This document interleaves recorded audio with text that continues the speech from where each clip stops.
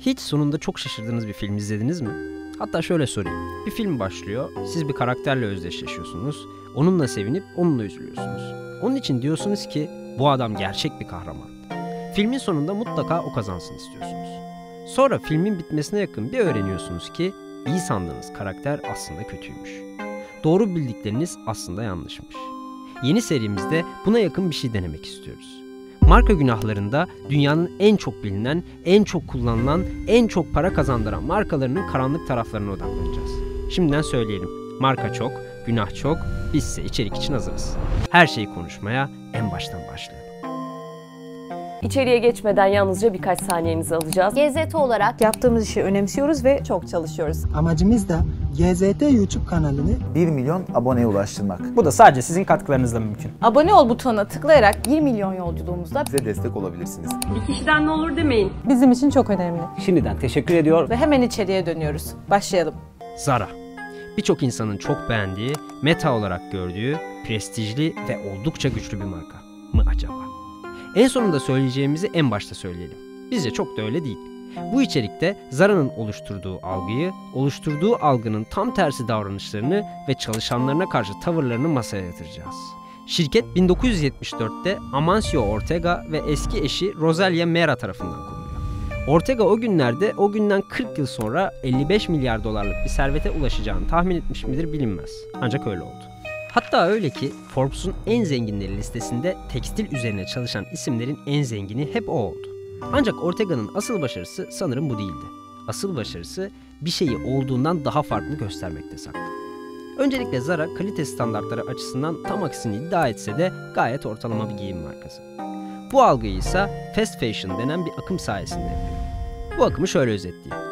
Bir müşteri Zara'ya girdiğinde karşısına çıkan her şeyi sanki önceden lüks markaların mağazalarında yahut reklamlarında görmüş gibi hissediyor. Prada, Gucci, Dio gibi benim editör olarak neden çok bağlı olduğunu çok da anlamadığım markaların birçok alışkanlığını ve tasarımını birebir kopyalamaktan asla geri durmuyorlar. Prada'nın 2017'de 9 milyon dolar harcayarak oluşturduğu bir seriyi yalnızca küçük çizim değişiklikleriyle birebir kopyalayıp ürün envanterlerine katmaları buna dair en büyük kanıtlardan biriydi. Ancak şu an bu içerikte bu seriyi göremiyoruz. Çünkü Zara mahkeme kararıyla tüm tasarım çalıyorlar temalı içeriklere yasak getirdi. Yani Zara'nın hukuk ekibi de gayet güçlü durumda. Zara'nın tasarımları kendi versiyonuna çevirmedeki başarısına ve hızına bir örnek daha vermek istiyorum. Zara tam 6 ayda yoğun bir çalışmayla tasarlanmış Amiri isimli markanın pantolonunu yalnızca 2 haftada kendilerine ait hale getirerek satışa sundu. Bu noktada hem tasarım ekibine ödenecek yüklü meblağlardan hem de uzun süren beyin fırtınalarından kurtulmuşlardı. Nihayetinde oldukça yüklü meblağlar kazandıran yeni bir pantolon serisine sahip oldular. Bu konudaki yaklaşımlarının temelinde vertical integration, yani iki farklı aşamayı kontrol eden üreticiler arasındaki sağladıkları senkronizasyon becerisi yatıyor. Bu aşamaları başarısıyla gerçekleştiren Zara, rakiplerine kural dışı yaklaşsa da bir şekilde müşterilerinin tatmin olmasını da sağlamış oluyor. Özetle Zara'nın yaptığı şey trend olmuş pahalı aksesuarları, giysileri, parfümleri seri biçimde üretip mali bakımdan söz konusu markalardan daha makul seviyeye getirmekle özetlenebilir. Bunda kötü ne var diyeceksiniz. Ancak Zara'nın fiyatları pahalı markalardan farklı olmayacak biçimde kendi kalite standardının da çok üstünde.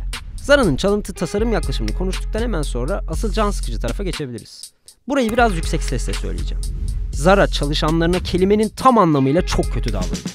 Yüksek stres ve asla azalmayan yoğunluklara rağmen artırılmayan iş gücü çalışanlara yaka siktirmiş durumda. İspanya Barcelona'da bulunan Zara mağazasının 12 çalışanı 2016'da ciddi bir protesto eylemine geçti. Çalışanlar yalnızca bir öğün yemekle 16'şar saat çalıştıklarını, ara sürelerinin ellerinden alındığını ve yoğun mobbing nedeniyle ciddi psikolojik sorunlar yaşadıklarını söyleyip basın açıklamasında bulundu. Halihazırda binlerce mağazası bulunan Zara için birçok sosyal medya platformunda tepki paylaşımları yapıldı. Ancak maalesef Zara'nın satışlarında herhangi bir düşüş olmadığı gibi ciddi rekorlarla artışlar da açıklandı. Şimdiye kadar 4485 Zara çalışanı bireysel başvurularla kurumlarının çeşitli ihlaller yaptıkları gerekçesiyle davalar açtı. Bu davaların %70'inden fazlasında ilgili ülkelerin mahkemeleri çalışanları haklı buldu. Yani mahkemeler bile Zara iyi şeyler yapmıyor demiş olsa da bu saptama hem satış istatistiklerinde hem de marka reputasyonunda ciddi bir karşılık bulamadı. Biraz da doğa dostluğu meselesine bakalım. Bilindiği üzere Zara fırsat bulduğu her yerde biz doğa dostuyuz demekten asla geri durmuyor. Peki bu ne kadar gerçekçi? Öncelikle Zara, hızlı üretim ve hızlı moda kavramlarının gerçek bir temsilcisi konumunda. Milyarlarca dolar kazanırken de çevreyi çok da umursadıklarını söyleyemiyoruz. Bu konuda McKinsey'nin oldukça güçlü verileri var. Araştırmaya göre Zara'nın kullandığı 1 kilogramlık kumaş için ortalama 23 kilogramlık sera gazı salınıyor. Sera gazının ne olduğunu açıklamamıza sanırım gerek yok. Birim tutarlar açısından bile çok zararlı görünen bu üretim kapasitesinin milyarlarca küp karbondioksit üretmesi ve bunun sonuçlarının umurunda olmaması da The Devil Wears Zara akımını başlatmış oldu.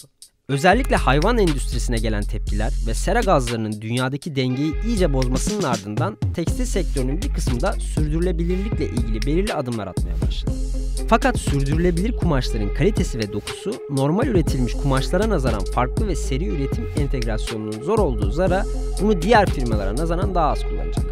Bu yüzden Zara'nın ve diğer ona benzer markaların gezegenimize vereceği hasar ne yazık ki hukuki bir yaptırım gelene kadar devam edecek.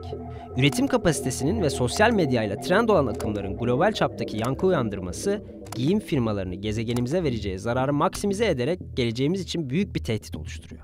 Kumaş üretiminden sonra ürünlerin şekil kazanmasındaki süreci de hesaba katarsak, bu endüstrinin onlarca açıklamaya rağmen gezegenimize ne kadar zarar verebileceğini kolaylıkla tahmin edebiliriz. Özellikle ürünlerin lojistiğinde harcanan yakıt, kullanılan materyallerin de salgıladığı gazlar durumu ölümcül noktaya getirdi. Sürdürülebilir enerjinin maliyeti yüzünden Zara ve diğer firmalar ürünlerine ya zam yapıyor ya da kumaş farkından dolayı daha az talep gördükleri için zarar etmeye başlıyor. Paketlemede geri dönüşümden faydalanan Zara, üretim sürecindeki verilerini hiçbir şekilde açık kaynaklarla paylaşmıyor. Çünkü çevre dostu değiller ve sürekli pazarladıkları bu olmayan özelliklerini kaybetmek de istemiyorlar. Doğadan bahsettik. Şimdi de hayvan hakları meselesine odaklanalım. Zara'nın dile getirdiği hayvan hakları politikası, kağıt üzerinde bazı olumsuz noktalar içerse de ağırlıklı biçimde yine olumsuz tarafta olduğunu söyleyebiliriz.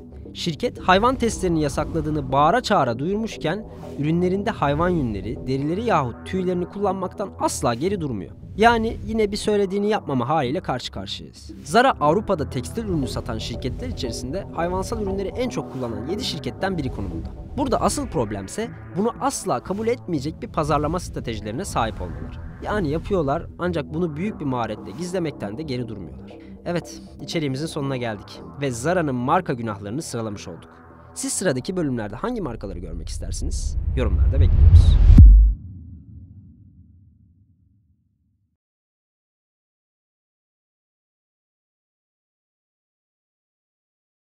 Zara çalışanlarına kelimenin tam anlamıyla çok kötü davranıyor.